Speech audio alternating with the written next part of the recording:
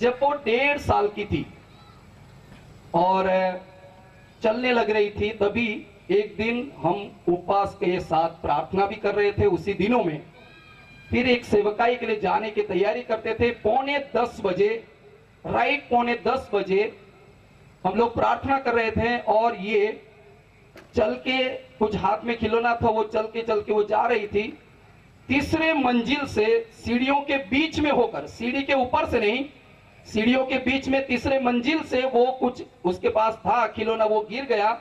वो इस प्रकार देखने गई तो सीधा तीसरे मंजिल से एकदम नीचे वो गिर गई। ये आवाज सुनते ही मेरी पत्नी दौड़कर बहुत सारी सीढ़ियों को कूद के वो नीचे गई। मैं भी उनके पीछे गया।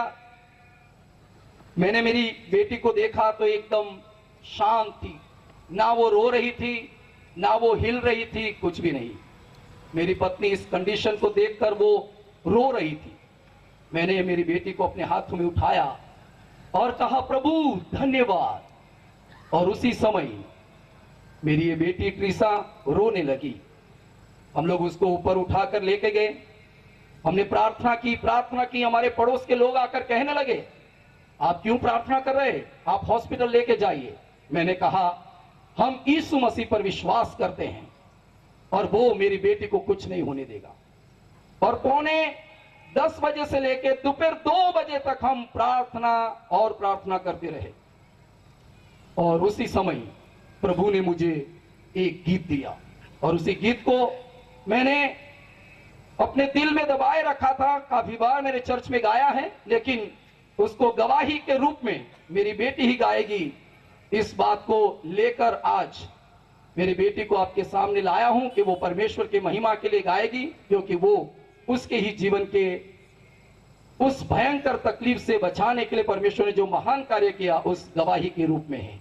आमीन, हालेलुया, हालेलुया। पहला गीत है और आपको ये बुक मिलेगी, उसमें गाए हुए गीत और अभी जो हमने चर्च के लोगों ने गाए वो गीत भी उसमें शामिल हैं।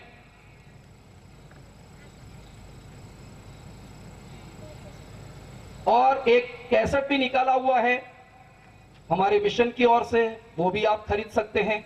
लेकिन आप सुनिए ट्रीसा की आवाज में परमेश्वर के मधुर गीत को, और हम जोरदार परमेश्वर के लिए एक बार जोरदार ताली बजाएं और इस गीत को गाएंगे।